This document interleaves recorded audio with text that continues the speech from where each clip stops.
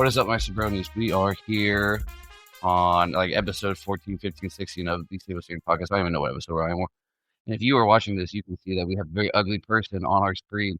I don't normally call people ugly, but this man, he's a man of little hair and big nose and weird shirts that we're so happy to decide he wanted to join me on this evening of August College Football. So we have my buddy, my old friend, and by old friend, I don't mean like we've been friends for a long time. I mean, he is old, Scott Cameron.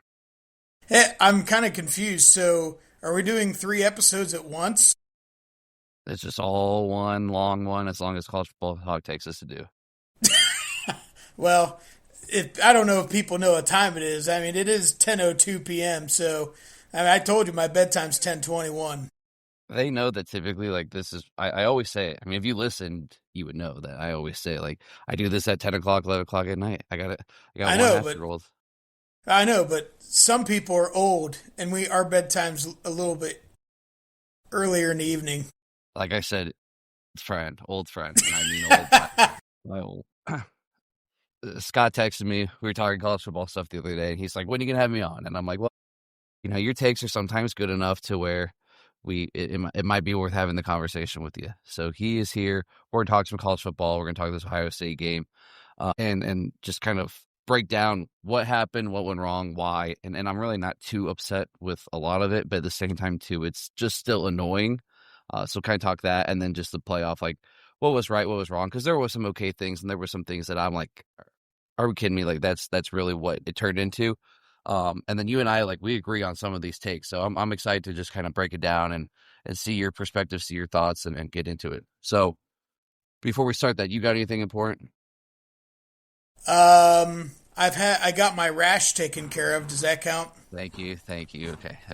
I'm glad. I'm happy for you. Hey, but I'll go ahead and I'll start the skeet shoot. So here's the deal. Offensively, Ohio State, okay, against Indiana.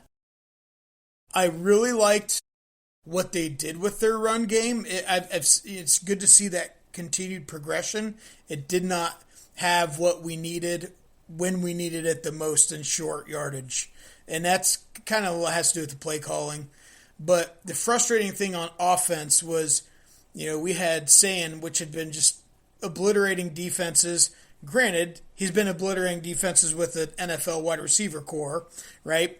And then all of a sudden, we saw the wide receiver core, and all Indiana does is a cover 3 or some sort of short zone, and all of a sudden, Sayan can't read the safeties. And it's you mean to tell me of everyone on that sideline, NFL experience and everything, you can't tell Julian Sayan, hey, dude, check the deep safety or run a seam route or something. And it was so frustrating because we have the athletes.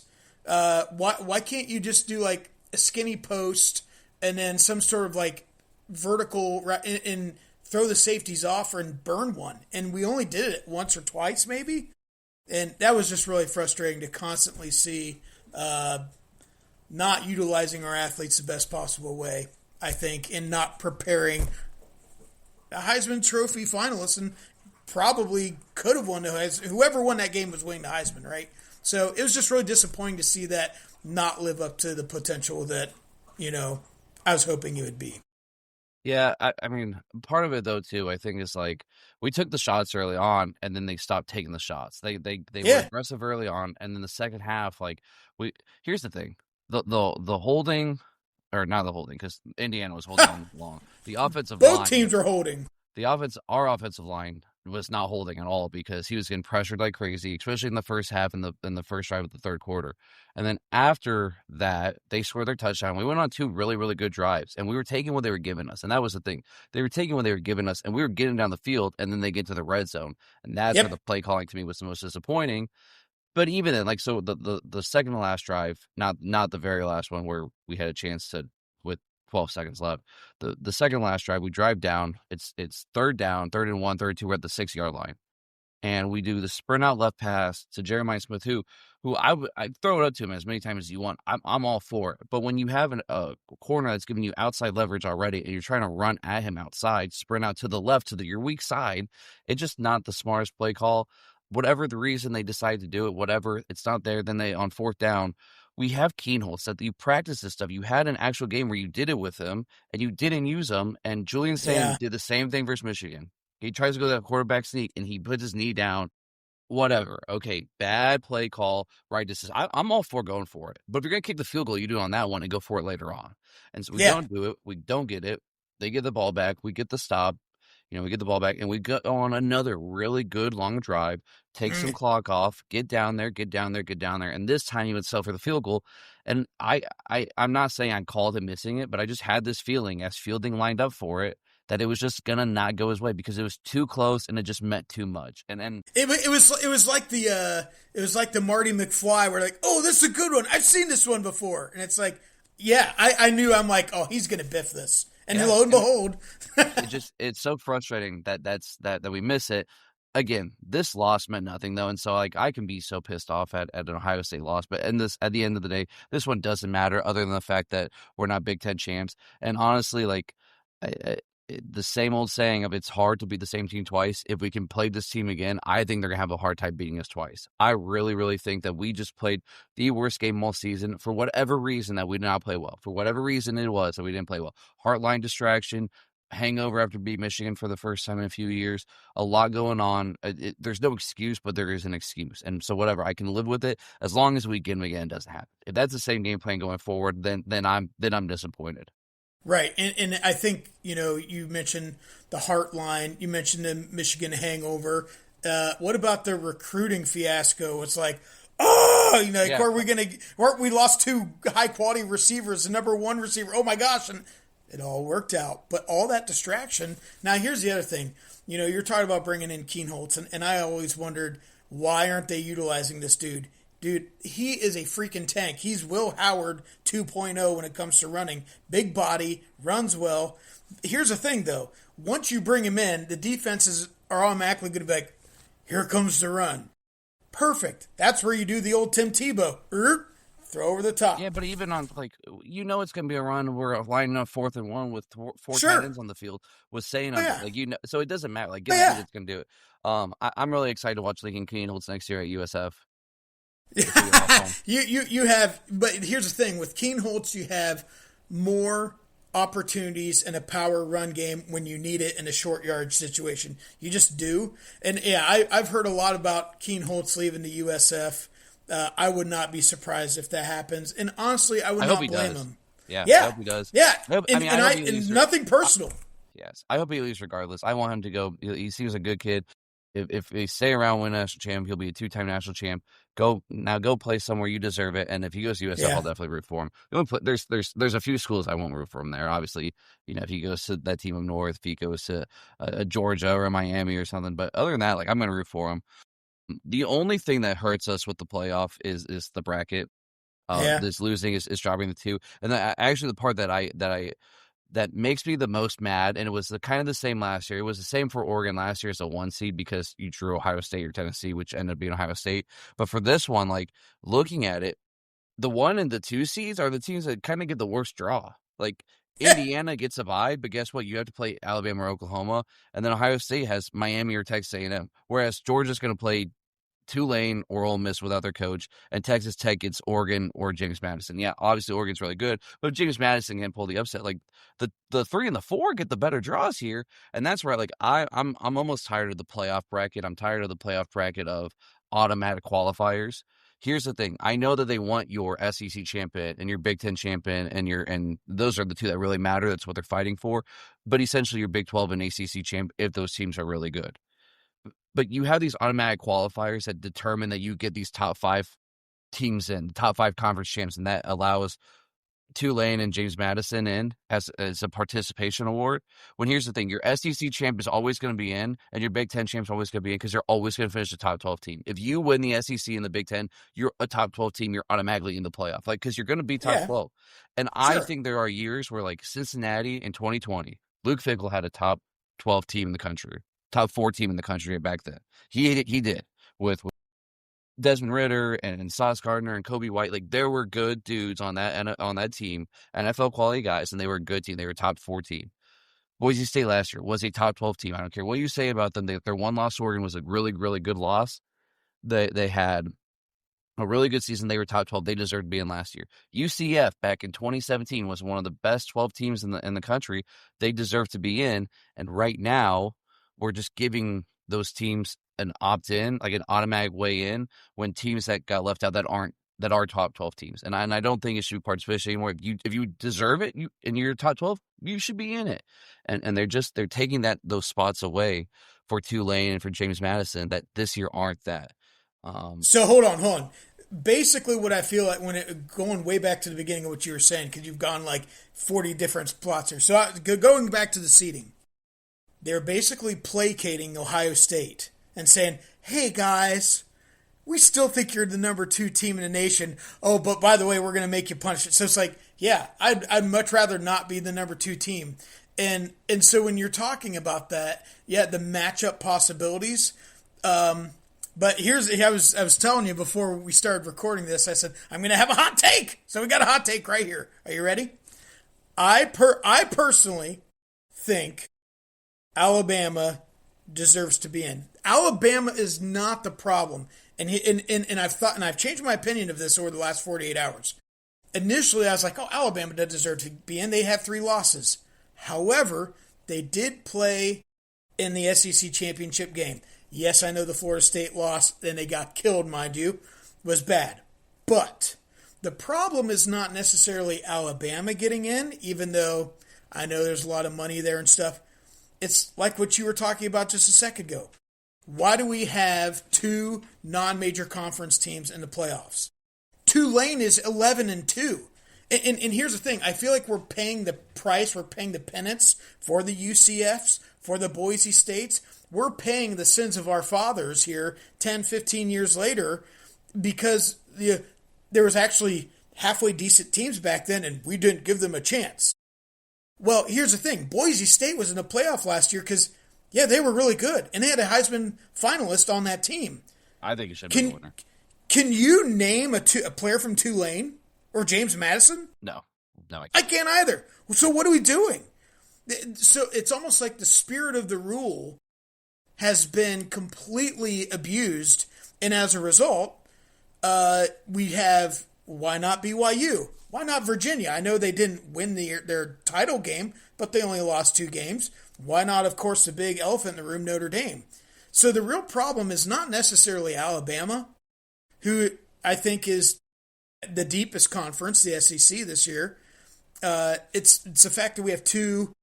It's the fact that we have 2 teams that should not even be in. Period. Right, but I like, and because I have this feeling of like, is Bama a top 12 team? Maybe. I think they're on the fringe. But here's the thing. I think they're 12. Yeah, I think I'd put them at 12. You lost, and if you're 12 and there's the top 11 teams in front of you in, then I'm willing to have that argument and agree with you. I think Texas actually deserves to be in over Alabama if we're comparing 3 losses. And if you take the 2 patsies out, yeah, you put Texas and you put Notre Dame in. That's my opinion. And the fact of the matter is, like, we don't get that because they have these tie-ins, these draws, you have to get these top 5 teams in, which I think this is going to change very quickly. I think we're going to go to 16 a lot quicker than we wanted, and I think there's going to be no auto qualifiers. It's going to be what we just said, the top 16 teams. But here's the thing for Notre Dame or for Alabama that I just don't like, and that frustrates me, and that's why I don't think they deserve to be in, is that last year SMU had 1 loss going to a conference championship game. They lost. They stayed in. They were a at-large team. Okay, whatever. There's no 12 team better than them. It is what it is.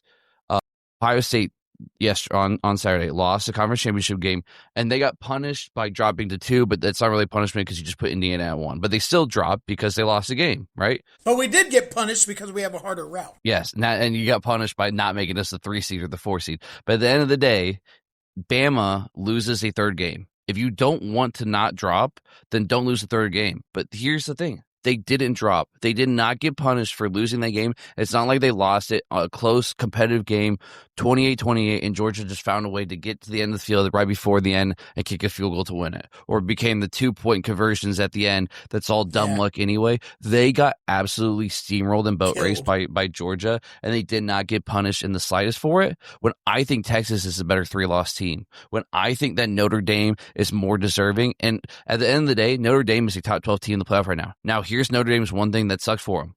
You lost 2 games. And in this playoff era, you are allowed to lose a game. Unlike before, in the 4 team, you could lose a game sometimes and get in, but most of the time you had to win all 4. You had to be undefeated. Now you're able to have 1 loss. You're able to have 2 losses. And that's the precedent. Now, Notre Dame had 2 losses at the very beginning. They won 10 games the rest of the way by like an average margin of like 28 points per game. They dominated the end. They were one of the best 12 teams, and they didn't get in. And I thought they got punished for it. But at the same time, too, win 11 games and you're in. Same with Texas. Like, I can gripe that I think Texas is one of the top 12 teams. Don't lose to Florida. Like, Texas is allowed to lose to Ohio State. They're allowed to lose to Georgia, but you're not allowed to lose to Florida. But that same thing's not set for Alabama. You're allowed to lose to Georgia in the SEC championship game. You were allowed to lose to but not Florida State. Yeah, don't lose to Florida State. I can't even think what their other loss was later on. But yeah, you're not allowed to lose to Florida State. And they did, and they didn't get punished for that. Now, had they beat Georgia in their 2 losses for Florida State, and gosh, who was their second loss? Whoever it was, like, you're not, if you do that but beat Georgia again, then you're in, and there's no debate about it. Like, I don't argue it at all. And here's the thing that's the most crap for Notre Dame. And again, Notre Dame, as much as I'm going to fight for them to be in, they don't deserve to be in because they didn't win the games that they should have to qualify as one of the 12 best and 12 because it was never the 4 best. It was the 4 best, or was the 4 most deserving, or the next year was the 2 most deserving and the 2 best. There was never any set precedent that's been the same thing through the 12-game playoff for 2 years. Inconsistent. Yeah, it's so inconsistent. But if the ACC just let Miami and Virginia, the 2 top-ranked teams, be in the conference championship game and not let a tiebreaker between 7-2 lost teams, then guess what? If Miami wins that game, they're in as one of the top 5 conference champs. And there's no argument. James Madison is out, and guess who's in? Alabama and Notre Dame. And there's no debate of Notre Dame got screwed for Alabama, who had 3 losses. So the whole junk of what they're trying to do to help these group of 5 teams, for what you said, is because UCF was really good in 2017 and Cincinnati was really good in 2019 and 2020 and Boise State was really good last year, we're just going to automatically assume Utah was really good in 2004. Like, we're going to automatically just assume that these teams deserve a shot every single year. If you're not one of the 12 best teams, I don't want you in. And here's the thing too, you know what would be really, really, really fun? Would be really awesome is a playoff with Tulane and James Madison, Boise State and UNLV, and the rest of those group of 5 schools have your own playoff. And then what would you call that playoff? Would you call it the group of 5, the college football, the not as significant playoff? Yeah, the NIT tournament. But I would watch that. I would watch the football NIT. I would watch that. And then if you're a top 12 team. If you're a top 12 team, then, hey, you got an invite to the big boy party this year. You get to sit at the big table, okay? It's Thanksgiving time, and you don't have to sit at the kids' table anymore. But you're not a top 12 team, and you don't deserve it. And so you're taking it away. Especially honestly, with bowl games. This first round of the playoff is abysmal. Like, the 19th is the Bama and Oklahoma game, that Friday night. The 20th, you get Miami and Texas A&M. That's the noon game. And then you get Tulane and Ole Miss at 3:30 on TNT and James Madison, Oregon. Like, I got to wait till New Year's Eve to watch Ohio State, and then New Year's Day you're going to get Oregon, Texas Tech, Bama, Indiana, Ole Miss, Georgia. And I don't want Ole Miss, Georgia again. No, they get 2 rematches in the first round. What are we doing? Right. And it's the same thing with why is Tulane playing Ole Miss again? For the sake of variety, it was just, the whole thing was bad. And you're right. But again, I don't view it as much of a, I can't believe Alabama made it. I can believe they made it. I just can't believe that we're stuck with a team that has a loss and a team that has 2 losses. The whole thing doesn't make sense. But you did mention something very important, and this is something that I think is very understated. And you're the first person I've heard say something about it. It's how the Because conferences. I'm the smartest person you talk to in regards to college football. You have the standard, but I've thought it, but I've never said it out loud. But you're right, not the smartest person thing, but about conferences. And I think I did text someone about this, where I said the conference championship has to have a better path. Why the heck is Duke in it? Now, granted, I know they won. Why are they even in it? You're right. It should have been Miami. And, I mean, should we start talking about why Notre Dame should join the ACC or the Big Ten already? So it's like, what are we doing? Why, hey, Billy, you haven't played in the title game for 10 years. Would you like to go play some football? Yeah, I have 5 losses. Yay! What are we doing? And at the same time, too, but here's the thing, I almost want Ohio State just go independent at this point. I seriously, I want Ohio State just to freaking go independent because and Notre Dame literally, and here's the thing, it's I defend Notre Dame, but at the same time too, they are such the biggest load of clowns ever. Okay, so they have this agreement with the ACC to get to play 5. You're guaranteed 5 games. Here's 5 ACC schedules. The ACC's here's 5 of our teams for you to beat up on. And by the way, when you make the playoff, you don't have to give us any of the money, okay, that you get for being the playoff, but you can beat up on our 5 teams. And when COVID hit, we'll let you in the conference because you needed a schedule to play. And then they don't get in and they don't want to play a bowl game. And I get it. Guess what? If Ohio State didn't make the playoff at this point in time, because there's no big bowl to go to, I don't want to watch Ohio State play in the Cheez-It Bowl. I'm sorry. That's for Texas. That's for Michigan. That's for you lost to Ohio State Bowl. Okay. I don't want to watch Ohio State in the Pop-Tart Bowl and the Cheez-It Bowl. So I get it at the same point, but at the same time too, it's but again, you don't like it when your games. And if Ohio State last year didn't get in because they had 2 losses and they weren't a top 12 team, then that's the hand that they dealt themselves, and they don't deserve to be in the playoff. Now they did, and they got in and they won the whole thing. But there's been plenty of years in the 4 team where Ohio State was one of the best teams. They didn't get in 2019 or 2018. I think the Dwayne Haskins Ohio State team was one of the best Ohio State teams talent-wise that Urban Meyer had. And at the end of the day, I was a big fighter for they should have been in over Alabama. They got screwed by losing Alabama. But at the same time, too, if you just beat Purdue, there's no debate. Yep. And that's the Urban Meyer one bad loss a year problem. Yep. Right. And right now, Ryan Day's going through that. Ryan Day's had one bad loss a year. And yes, I'm saying the one bad loss was to the number 2 team in the country, but we shouldn't have lost that game. Bad loss. It was just a game we should not have lost. It was a bad game plan loss. Yeah. And so. I mean, it's not like me losing to Michigan State, man. I went to that game where that guy kicked the field goal and he went down the field goal and he ran to my corner and everyone was just like, boo! Well, I'm not going to give the middle finger on your podcast, but it was not a pretty sight. But yeah, no problem. Keep it kid friendly. By the way, since we're talking about kid friendly, what is your favorite Pop-Tart anyway, since you hate them so much? Ooh, I love I don't like the fruity ones. Yeah, brown sugar cinnamon is really that surprises me. The brown sugar cinnamon one is really good, but I gotta go the chocolate chip cookie dough or the snickerdoodle one. I like the ones with a good cookie-ish cream in the middle. Not s'more? You don't like the s'more one? It's okay. It's fine, but there's too much chocolate. What? Yeah, there's too much chocolate in the s'mores one. But the cookie dough and the snickerdoodle one. Okay, back to this. Okay. So there has to be something that the conferences do. And so let's just jump into this because we kind of brought it up with Notre Dame. I mean, they have a $55 million buyout, more or less. And I know that Notre Dame's really mad at the ACC because they're you put this social media post out about Miami and comparing Miami to Notre Dame, and so that's what tipped the scales for the committee, and you shouldn't have done that. Blah blah blah blah.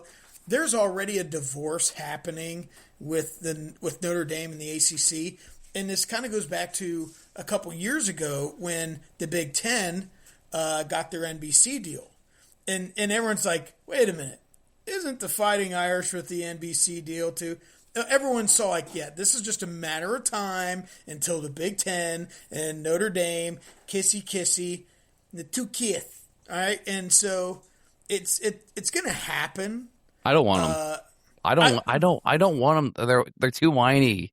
There's too much drama. There's too much drama with them, and I don't want them. Here's what I want. Here's what I want that makes our sport better. Okay, this is the only way that you fix these problems in the sport. Okay, like when I was a kid, when I was in high school, when I was first out of high school, I always loved college football more than the NFL, and I still probably do at this point in my life. But I start to appreciate the NFL a little bit more because here's the thing: it doesn't matter if you're in the NFC North, the AFC North, the NFC West, the AFC East. Every single 32 teams, they play by the exact same rules. The playoff isn't, we take the top 7 teams out of this one, the top 7 teams out of this, or top 9, and we debate them, and we put... No, it is structured for every single decision to be made based on whether it's how you acquire a player, how you talk to a coach, how you practice, how you do this. It is all the same for all 32 teams, and because of that...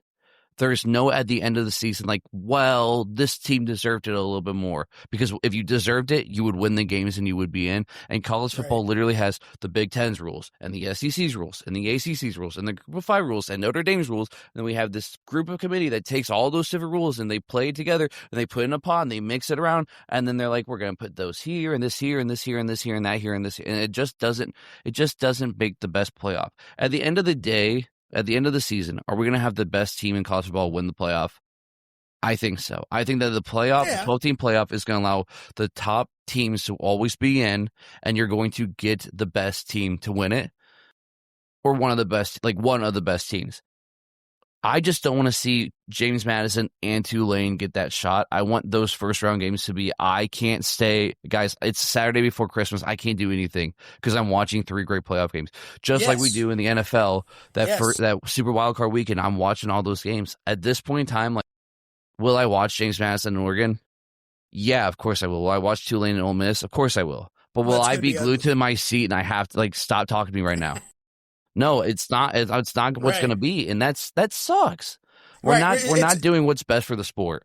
We don't have the Raiders playing the Patriots in the first round of the playoffs, right? It's like, well, the Raiders are in a really difficult division, and so therefore we really need no, we don't do that. You're right, and I think it kind of goes with what you're saying.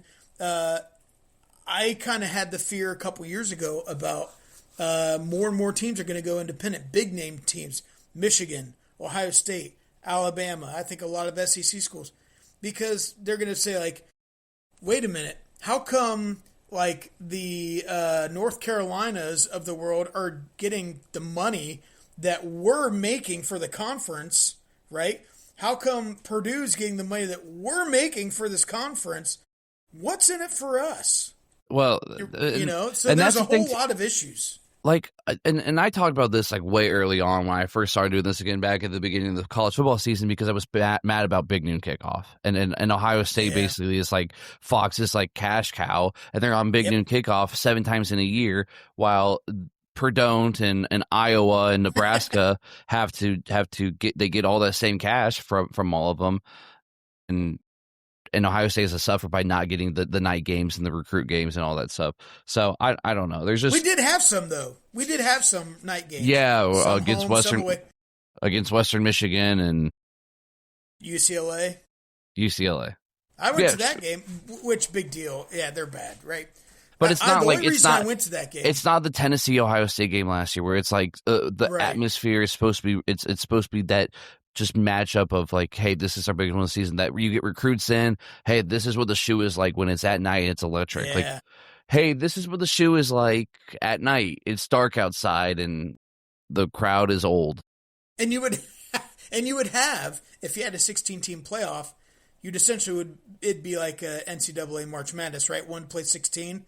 That would mean that Ohio State and those kind of teams would probably have a home playoff game. Regardless. Yeah, and guess what? Yeah. If you're the 1 in the 16 in the 1 in the 2 seed, like, you're getting a better matchup early on against an inferior opponent because you got the 1 and 2 seed. Right. Whereas let's also talk about it's bigger than just that. Let's talk about the economics of the games, where they are located. If there's a playoff game in Columbus, that generates a lot of revenue. For businesses, restaurants, things like that. And because we were successful, we get a bye. Okay, that's nice. But there's also some lost generated revenue, not only from that not home game, but by not having one. So, and that's another part. And like the calendar is just it's not even a real bye. It's just an extra week off because these games aren't until December 19th. It's December, like this weekend, this 9th. Saturday is technically December. What's Saturday? December 11th. So the bye week for 13. Bama's bye week is this week. Oklahoma gets a bye week. It's this week also. And then Ohio State gets another week off. And then not even another week off, another extra days because it's New Year's Eve and New Year's Day. And so yeah, but that's because Army-Navy has to have their own game. They get their own week. No.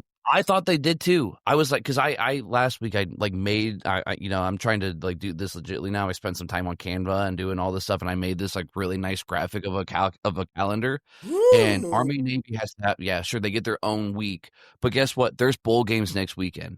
So Army Navy doesn't have their own weekend, and so if you want Army Navy to have their own weekend or their own time, give them their own time slot. Before the Pac-12 dissolved. Before the Pac-12 dissolved, the Pac-12 championship game was on Friday night. And I remember Oregon and USC a few years ago was a really fun game. Oregon and Washington, the last year when Penix got into the national championship, that was a Friday night game. And now move the Big 12 championship to Friday night, make Army and Navy play noon on that Saturday of conference championship weekend, and then you can have your SEC game at 4 still and your Big 10 championship at 8:30. Or next week, like it just like high school playoffs. Hey, it's week 10. You won. This is who you play next week. And you have that week to prepare for it. So you do this, and then guess what? Bama and Oregon, you play next week. You and Army Navy, you get the 12 o'clock time slot. We can play another game at 4 o'clock. Like it, you can make it work without, and that's then you don't get a bye. And that way, Ohio State and whoever, they could play the week after that. The week that they're playing these games, and their semifinals could be the semifinals could be your New Year's Eve and New Year's Day game, and then your national championship is just a week later. So you're not pushing, you're pushing everything back up a week while also doing that. And then guess what? You can open up the transfer portal on January 1st. So the only two teams that are getting screwed out of it are the two teams that are playing national championship. I feel like if you're playing for a Natty, you're kind of okay if everybody else kind of gets a head start a little bit on transfer portal stuff. But you get kids around, you get coaches around, you get all this stuff. The calendar is just so screwed up, and that's the problem. Yeah, the calendar is the other elephant in the room, and we've seen it screw over good teams and bad teams, right? Mm-hmm. It's hurt both good and bad. So if it's an equal killer, so it's not this is made to punish the little guys. No, it's made to punish everybody. So therefore, it's something that needs fixed. And you're absolutely right. I mean, and the whole NIL thing is already a mess anyway, but then you get into paying players, and now we're seeing high school players are going to get paid, and money. I mean, you're a rap guy. Who said "mo money, mo problems"? Wasn't it P. Diddy, or is big? It was Biggie, and then I think P. Diddy kind of he rephrased it as sure. Okay.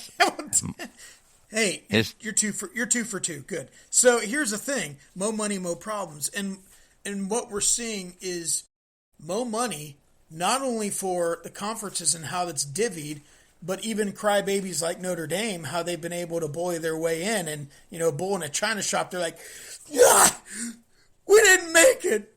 We don't like you guys. We're leaving. And it's like, okay, well, shut up and leave then, you jerk. And no one likes you anyway. Screw you guys. I'm going home.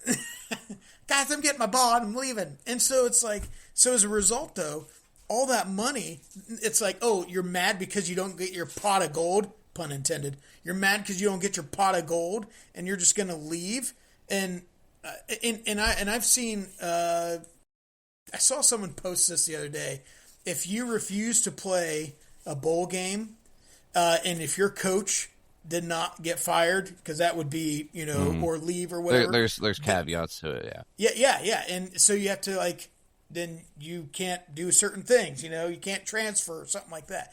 There has to be something, but who's going to police that, Yeah. Here's the thing too that I don't like about Notre Dame doing it. The one thing that I don't like, and I was fortunate enough to, for the first time in my life as a high school football player and high school football coach, of getting to play deeper into a season. Like we've made the Yeah. playoffs a lot, but to win a lot of games, and not only are we playing in those extra games, but guess what we're doing? We're practicing every day, and we're lifting Monday and Wednesday like we always did. And We're so talking because about of practice. because of that, our kids that aren't seniors that are going to be back next year, they got 8 extra lifts in. They got 12 extra real practices in. And Notre Dame, when you do this, what you're doing is like, yeah, it sucks for right now, but that's some extra practice that guys next year really could use. Like 12 practices or a lot of practices with your coaches on a field doing football stuff. That's important. And it doesn't have to be the most rigorous stuff ever. Ohio State, the year that we didn't make it and we lost to Missouri, I don't think that they had very rigorous practices, and the game plan obviously didn't show. But guess what they did get? They got extra practice time. And that might not matter for Jeremiah Smith. That might not matter for Jeremiah Love. But that matters for the Leakin Keatholds, for the Devin Brown, for somebody else. That does mean something, the practice time. And so Notre Dame... They did get something that week. They got the crap kicked out of them. They did, but the weeks between is what mattered for those guys. And just being around guys. Right. And like, maybe like Jack Sawyer and all those guys came back after that Missouri loss and everything because of what could have been. And there are probably times in practices where it was like, yeah, this sucks to be here, but guess what? I'm here with my boys. I'm here getting to do the thing that I love to do, and that's play football. When you're Notre Dame and you cut that short early, that's kind of a culture thing that kind of sets guys to like, hey, I want to play football. I want to be with my dudes. I want to be on the field doing something instead of like sitting at my dorm playing 2K doing nothing. Do you think the players are going to leave Notre Dame because they're ticked off about the not playing a bowl game? I don't think anybody's going to leave now this time, but I think if it's a trend that continues to go forward, I think that the right kid might be like, no, that's not for me. Screw this. Yeah. And you know, and you brought up something interesting about the bad Missouri loss. You know, everyone always talked about like, oh, the Michigan game, that loss last year, that really fired us up and we won. Before that even took place, I think you're right. The Missouri game was so bad that put a sour taste in JTT's mouth, Sawyer's mouth, and all of a sudden they're like, this is so bad. We can't go out like this. Well, and that's why when they lost to Michigan, they were so mad about it that they had that players owning me with Coach Day, and they're like, Coach, like, you got to read the Bill Rebenit's book that just came out, Buckeye Brotherhood. Yeah, I heard it's really good. It is. And he talked, like, one of the whole chapters was about that players only meeting. And they basically told Ryan Day, like, dude, you're full of crap. Like, the stuff that you're telling us about the game plan he's like, because the one thing they said was Ryan Day was like, the team that wins the rushing battle has won this game the last like 18 times. And they're like, yeah, sometimes, but a lot of the times the team that was up at halftime dominated the game and ran the ball the rest of the time. And that's why they were rushing leaders. They were passing, and they're like, so you're full of crap on that. And Ryan Day was kind of like, yeah, okay, you're right. And guess what happened this Michigan game this year? We led the game in rushing. And not that we couldn't rush the ball early on, but like we played our game, and then the fourth quarter, they just said, we're up by a lot, and we're running the ball all over you, and you can't stop it. We tried to do that. We tried to not do that versus Indiana, and this was the result. And this is why for Ohio State, I think at the end of the day, like, we're going to take care of business. We're going to be a team that can compete for national championships. So we're still the favorite. And so you got a lot of your rants out. I want to kind of let's go back to the playoff. No, hold on. Okay. I going back to this real quick because we alluded to it at the beginning. I think it is hard to beat a team twice. That being said, Ole Miss is still going to win their first round game. But yeah, no. Let's pick those games. No. Hold on. Okay. I do think there was an element of intentional vanilla. Sure. Okay. Yes. And so, because you to don't an extent. And if you listen to Signetti, he was like, "No, we're out to play that." It's like, okay, you're seeing things from an Indiana you've always sucked perspective, and that's great, man. You won. I like the fact that someone different won. That's good the for biggest win in school history right there. It's So I mean, it's great. But when in the scheme of things, and in the experience world, it's like, okay, cool, you won that. Not that it's insignificant, but it's not as important as what's coming. We're going to be ready. Yeah. So let's pick these games. James Madison, Oregon. Obviously, I think Oregon's going to win that one. Oregon by 40 points. It's a 21.5 point spread. I'm going to take that, but 42 is a lot. Bama, Oklahoma. Obviously, Bama won the first time. This is one of the cool rematches. This one's at Oklahoma. Oklahoma beat Bama last year in Oklahoma. Yeah. knocked them out. Bama's a 1.5 point favorite.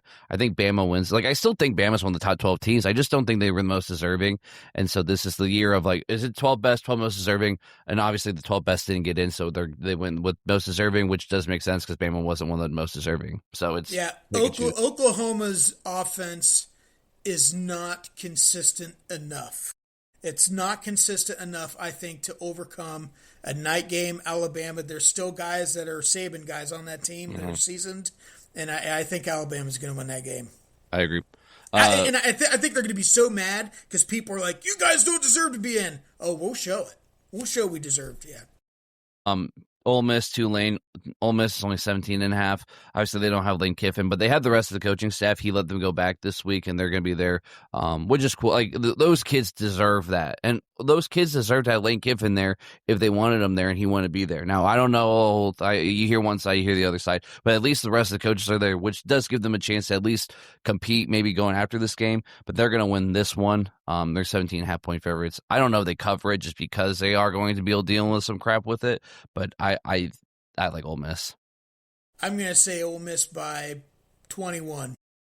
And just because you are still having 4 or 5 star recruits, and they're going to have a chip on their shoulder too. And there's a bunch of 4 or 5 star guys playing against 1 and 2 star guys. Sorry. Yep. Miami and Texas A&M. This one's at A&M. A&M's 3.5 point favorite. This one is tough. Like, and then as a Ohio State fan, Miami's defense is better. Texas A&M's offense is better. I think that A&M has the best player on the field in Marcel Reed, but he also he's thrown like 5 picks in the last 3 games. But I really like their offense a lot. And I just don't trust Carson Beck. I don't trust Cristobal. Yeah. I think A&M gets it done. I think it's a 3-point win, so I don't think it covers, but I think it's a good fun game at College Station. Yeah, Beck did not work out at Georgia for a reason, and he's barely kind of worked out at Miami. But you're right, man. I watched the SC game, the South Carolina game, and I was like, who is this guy? Who's the quarterback for A&M?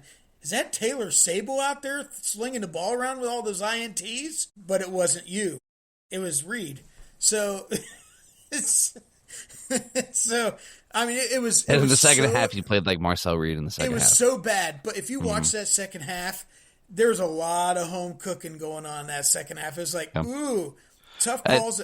So that being said, I don't think A&M is that good, but they're good enough to beat Miami at home. I'm going to say at least touchdown.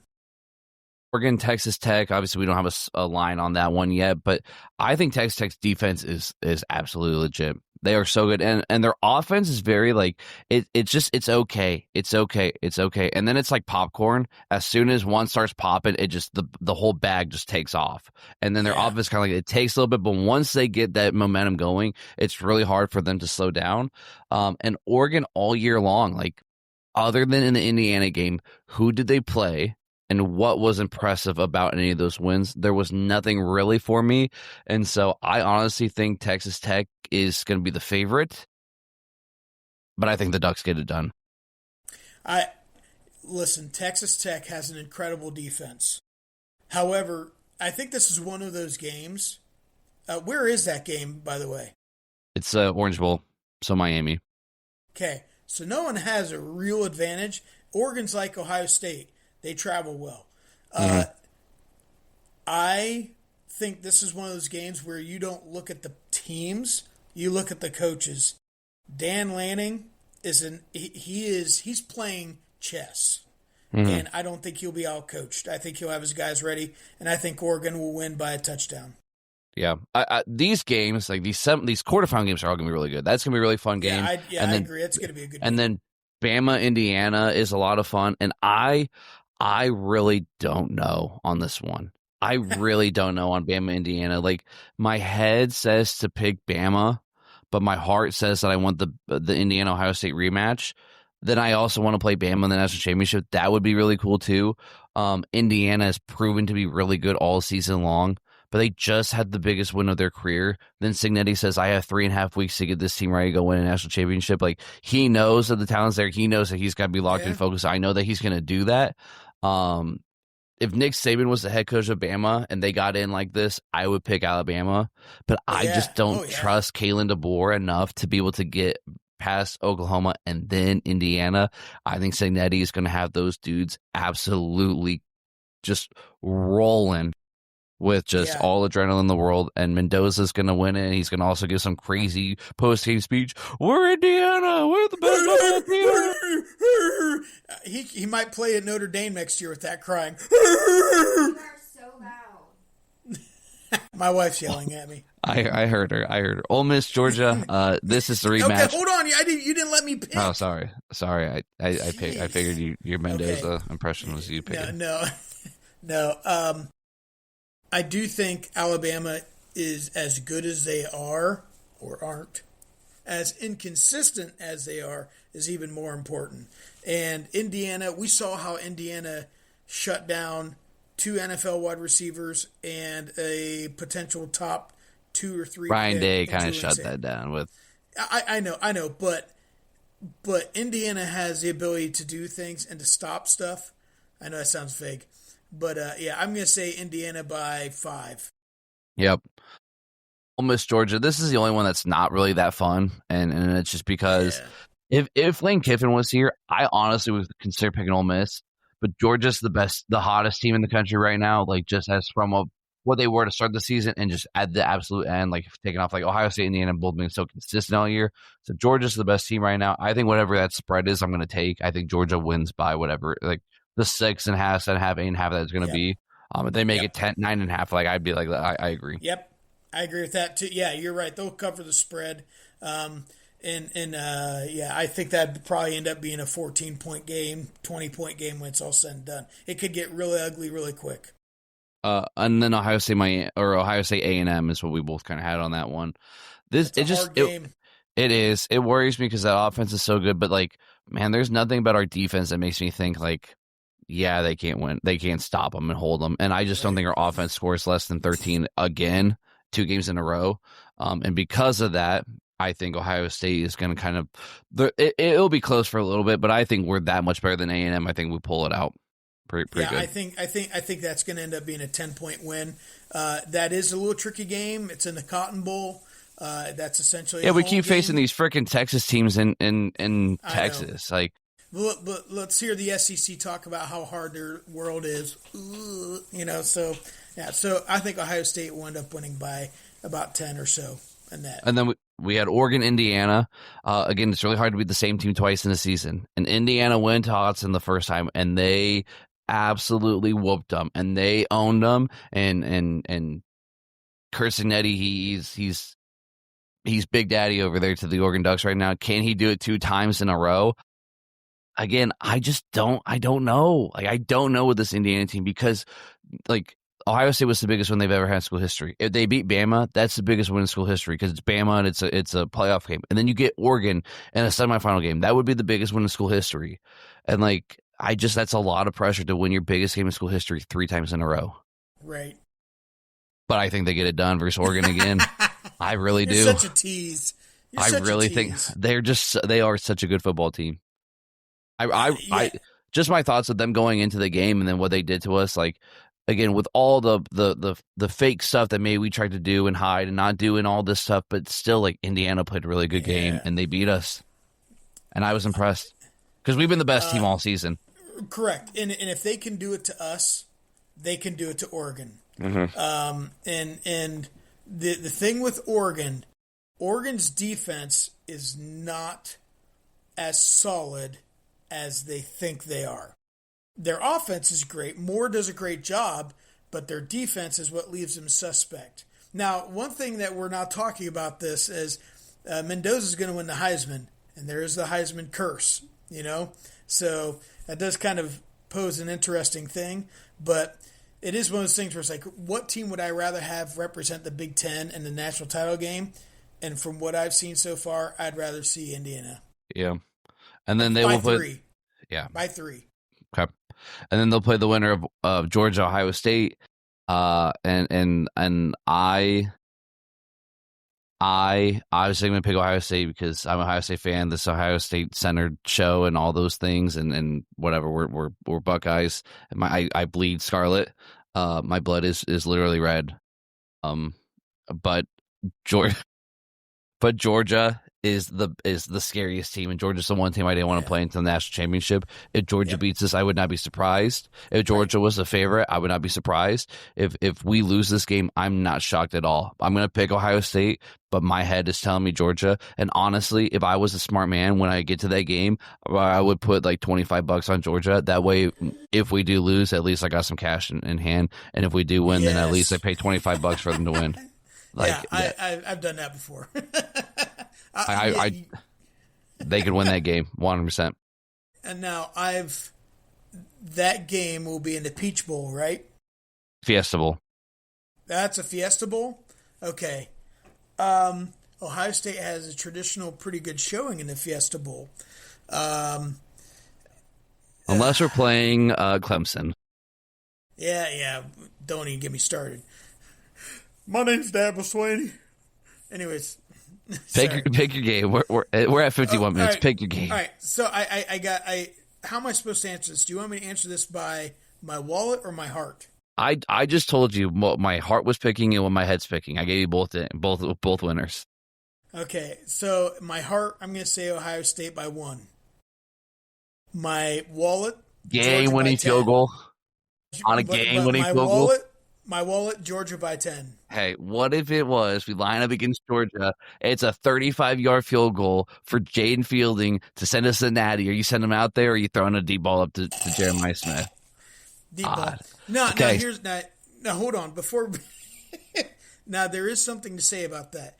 Gunnar Stockton, he was awful last year.